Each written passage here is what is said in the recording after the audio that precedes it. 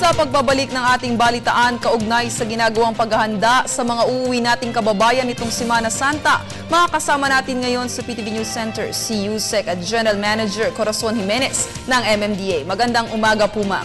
Magandang umaga sa inyong lahat dito sa yes, balitaan. Ma'am, paano po isasagawa ang Alalay Semana Santa 2013? Ito po ay napag-usapan na namin mula nung Biyernes pa, March 22.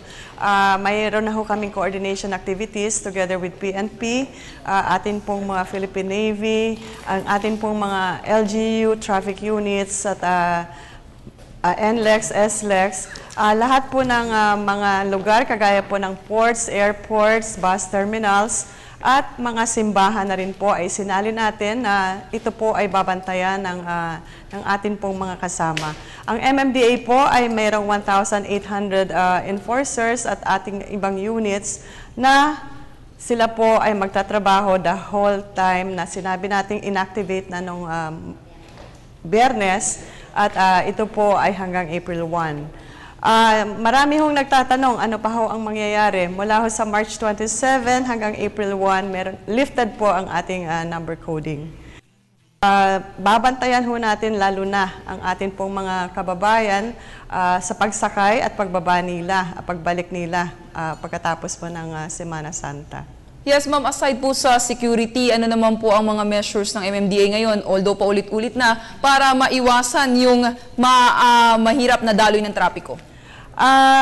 As sinabi ko ho kanina, marami po tayong posting na gagawin, lalo na ho dun sa mga lugar na tinatawag nating mga entry points, no? Diyan po sa NLEX, SLEX, diyan sa may Balintawak, diyan po sa may Caloocan, pati na din po dun sa mga areas na marami pong tao. Marami yung nagpupunta ngayon sa mga simbahan, so nandyan po tayo at tungkol ho doon sa pagta-traffic natin. Siguraduhin ho natin na hindi makakaabala sa lahat ng tao ang traffic.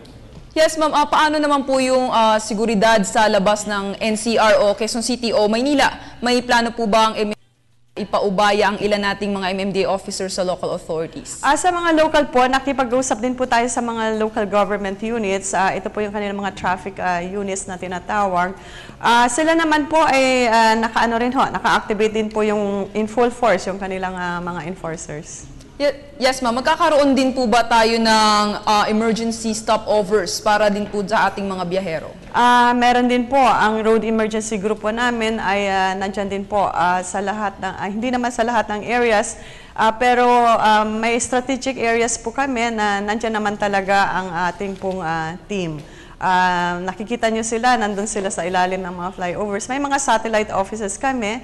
And of course, lahat ho ng complaints at mga situation reports na ibabahagi po ito sa Metrobase. Alam nyo naman, meron na kaming mga high definition cameras na talaga na po sa mga areas na mga matao. Yes, ma'am. Tulad ng PNP, Philippine Navy, meron din po bang no leave and no vacation policy MMDA enforcers? Opo, ito yung napag-usapan natin. So sa amin, sa MMDA, ganun din po.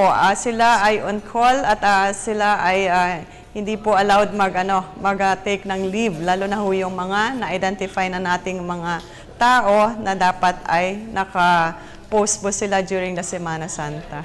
Yes, ma'am. In terms of public awareness, kamusta naman po? Paano natin na-disseminate yung information sa publiko na handa ang MMDA? Mula po nung Webes na i-anunsyo na natin ano-ano dapat ang mga gagawin. So, pero sa aming experience, for the past 3 years na po ito, nagiging aware po ang mga tao, sila ay nagiging mas disiplinado na nga sa pagsakay. Yung iba po, kung naiinip sila kung minsan masyado kasing maraming sumasakay. Ang sinasabi namin, kailangan planuhin nila kung kailan sila dapat umalis at kung kailan sila babalik. Kaya sabi namin, hanggang April 1 po yung pagbabantay namin sa lahat ng sinabi kong ports, airports, sa bus terminals at mga simbahan. Yes, ma'am. Panghuli na lang po, mensahe po natin sa ating mga biyahero ngayong Lunes Santo. Kami po ay nakikiusap dito sa MMDA Kayo po ay maghanda, pag-aralan po ninyo anong ruta yung mga gusto ninyong puntahan, lalo na may mga bisita iglesia tayong gagawin. At pangalawa po ay wag po tayo makipagsiksikan, iayos lang po ang ating mga sarili sa mga linya o sa mga polisiya na ginagawa po dyan sa ating mga areas, kagaya po sa bus terminals. Yes, very well said po ma'am. Maraming salamat po. Yes, have a blessed Holy Week po sa lahat.